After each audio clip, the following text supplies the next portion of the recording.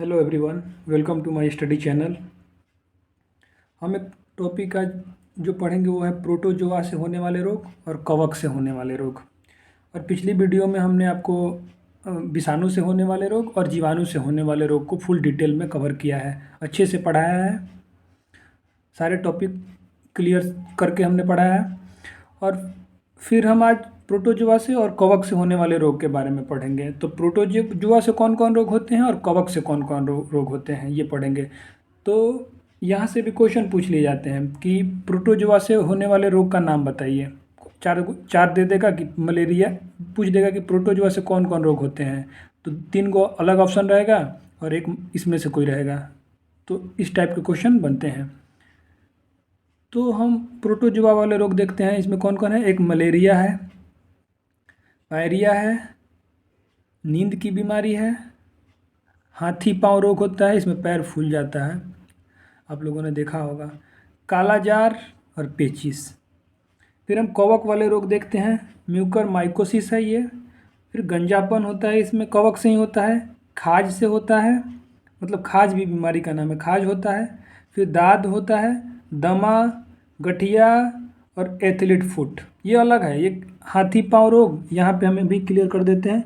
एक हाथी पाँव रोग है और यहाँ पे एथलीट फुट है। याद रखना है कि ये जो है हाथी पाँव जिसमें पैर फूल जाता है, पैर में पस पड़ जाता है, ये प्रोटोजोआ से होता है। और एथलीट फुट जिसमें पैर में अधिक दिन तक मोजा पहनने से होता है, 2-3 महीने तक मोजा नहीं साफ़ कर रहे हैं तो उसमें हो जाता है, लाल लाल हो जाता है घाव जैसा पैर में, उंगली में, तो ये होता है कवक से होता है। कौन सा? Athlete foot. तो हम शुरू करते हैं। ये वाला रोग हम पढ़ते हैं डिटेल में। मलेरिया, पायरिया, नींद की बीमारी, हाथी पाँव, काला जार और पेचिस, ये हम बोल रहे हैं कि आपको सुन के भी याद हो जाएगा। तो शुरू करते हैं हम। प्रोटोजोआ जनित रोग। प्रोटोजोआ से कौन कौन रोग होता है हमने पढ़ लिया है। परजीवी कौन सा है, मतलब इसको परजीवी बोलते हैं। तो मलेरिया के बारे में पढ़ते हैं, पूरा डिटेल में मलेरिया के बारे में पढ़ेंगे। कौन बीमारी के बारे में? मलेरिया के बारे में, ठीक ना। तो मलेरिया में आपका एक ये किसके कारण होता है, कौन सा प्रोटोजोआ इसके, मतलब तो एक प्रोटोजोआ का नाम है प्लाज्मोडियम। कौन सा प्रोटोजोआ? प्लाज्मोडियम, यहाँ लिखे हैं प्रोटोजोआ का नाम है। ये तो प्रोटोजोआ से होगा मलेरिया, लेकिन कौन से प्रोटोजोआ से? तो उसका नाम है प्लाज्मोडियम, ठीक ना। और वाहक कौन सा होगा? तो मादा एनाफिलीज मच्छर, ठीक ना। कौन सा? मादा एनाफिलीज। मादा तो सब में ही होते हैं, लेकिन मादा एनाफिलीज, ठीक है। और इसका लक्षण, यहाँ पे लक्षण लिखे हुए हैं कि ठंड के साथ आपको बुखार हो जाएगा। क्या हो जाएगा? ठंड भी लगेगा और तेज बुखार रहता है। दवाई, इसका उपचार के बारे में बात करें तो कुनैन एक होता है दवाई, कुनैन दवाई। ये कहाँ से मिलता है? तो सिनकोना के छाल से। सिनकोना एक वृक्ष है और इसी के मलेशिया वगैरह में पाया जाता है सिनकोना। तो वहाँ एक वृक्ष है सिनकोना, उसके छाल से बनाया जाता है कुनैन दवा। और इसका मलेरिया दिवस मनाया जाता है 25 अप्रैल को। तो इतना बात बस याद रखना है कि मलेरिया किस प्रोटोजोआ से होता है, तो प्लाज्मोडियम। कौन सा वाहक हम बता चुके हैं डिटेल में पिछली वीडियो में कि वाहक होता है जो रोग को लेके आए, वही होता है वाहक। तो कौन लेके आएगा? मादा एनाफिलीज मच्छर, ठीक ना। कौन सा? मादा एनाफिलीज मच्छर। और ये ठंड के साथ बुखार हो जाता है, इसमें लक्षण है ये। और दवाई कुनैन, जो सिनकोना के छाल से बनाया जाता है। और वर्ल्ड मलेरिया डे कब मनाया जाता है? 25 अप्रैल को, ठीक है। अब हम नेक्स्ट डिजीज देखते हैं। अब हम पायरिया रोग को देखते हैं। पायरिया किस प्रोटोजोआ के कारण होता है? तो इस प्रोटोजोआ का नाम है एंटी अमीबा जिंजीवेलिस। कौन सा? जिंजीवेलिस। हम बार बार बोल रहे हैं कि आपको सुन के याद हो जाएगा। पायरिया किस किस प्रोटोजोआ के कारण होता है? पायरिया तो प्रोटोजोआ के कारण होगा, लेकिन किस प्रोटोजोआ के कारण? तो इसका नाम है एंटी अमीबा जिंजीवेलिस। और इसमें क्या लक्षण है? तो मसूरों से खून आना। मसूरों में खून आता है, मसूरे कमज़ोर हो जाते हैं और मुंह बदबू देता है। अब नींद की बीमारी देखते हैं। तो नींद की बीमारी किस प्रोटोजोआ के कारण होता है? तो ट्रिप्नोसोमा, ये प्रोटोजोआ है। क्या नाम है? ट्रिप्नोसोमा। और ये वाहक कौन सा? ये कौन ये रोग को फैलाएगा? तो सीसी मक्खी, ठीक ना। सीसी मक्खी के कारण नींद की बीमारी फैलती है। और इसमें लक्षण क्या क्या है? नींद आना तेज बुखार के साथ, और ये तंत्रिका तंत्र को प्रभावित करता है। ये इसमें याददाश्त कमज़ोर हो जाता है, आदमी बाद में पागल भी हो जाएगा, नींद ये हो जाता है नींद की बीमारी में। अब देखते हैं हाथी पाँव रोग। इसको बोलते हैं फाइलेरियासिस, क्या बोलते हैं? फिलारेसिस।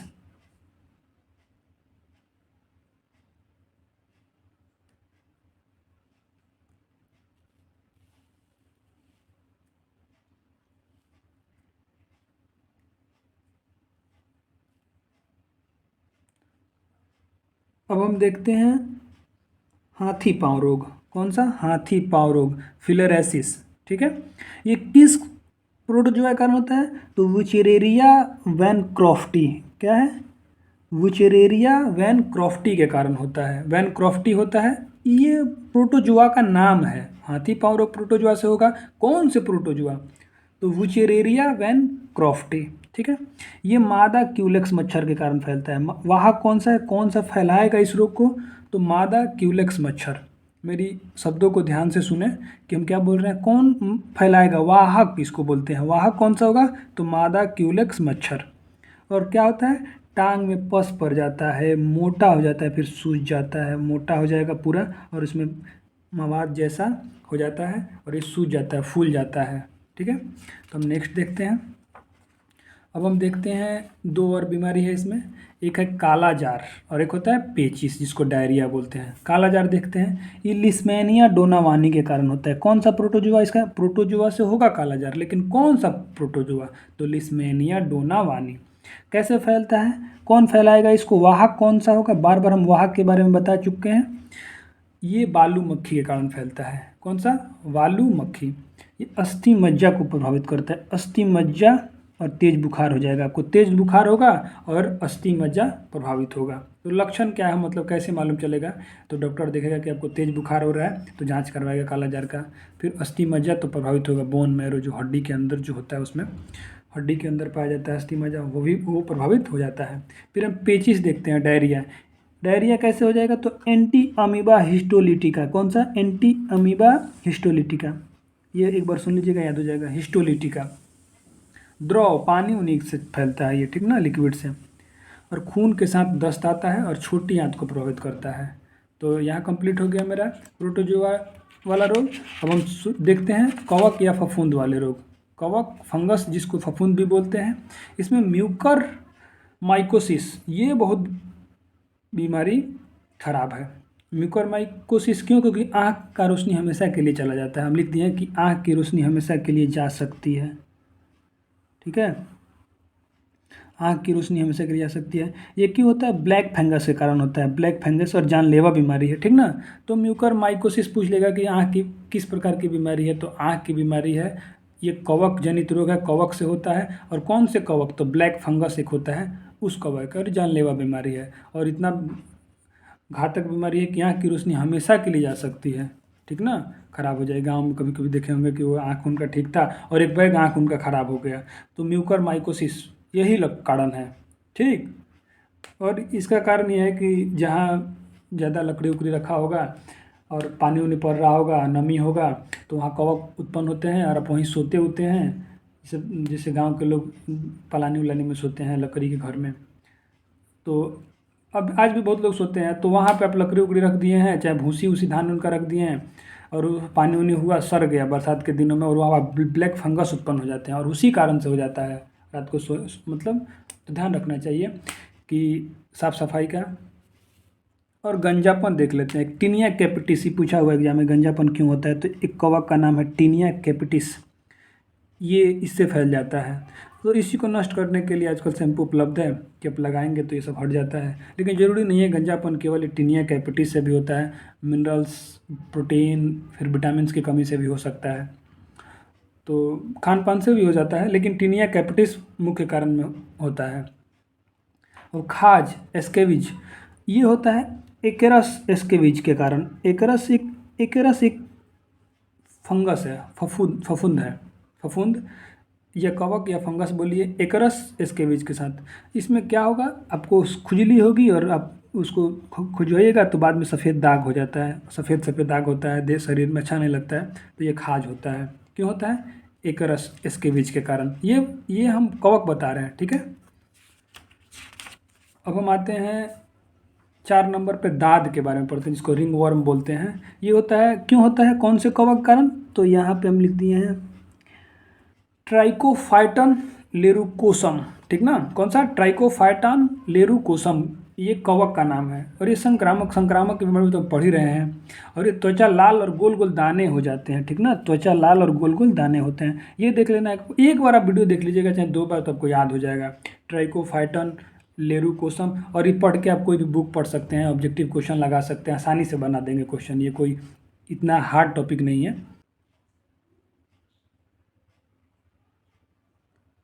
अब हम दमा के बारे में देखते हैं। कौन सा? दमा। एस्परजिलस फ्यूमिगेटस, कौन सा? ये कवक का नाम है, एस्परजिलस फ्यूमिगेटस।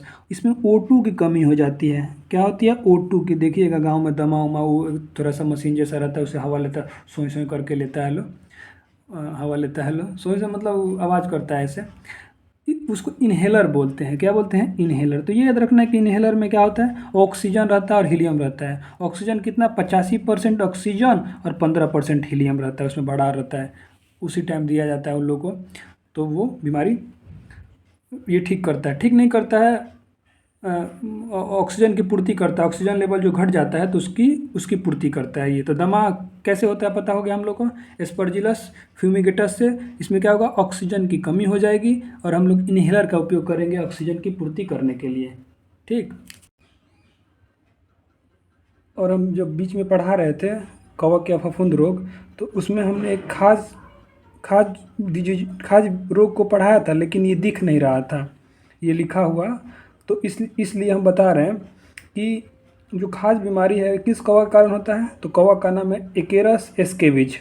एकेरस एस्केविज कवक का नाम है। और क्या होता है, लक्षण क्या क्या है? तो इसमें खुजली हो जाएगा, सफ़ेद दाग हो जाएगा, खुजली के बाद घाव और घाव के बाद सफ़ेद दाग हो जाता है।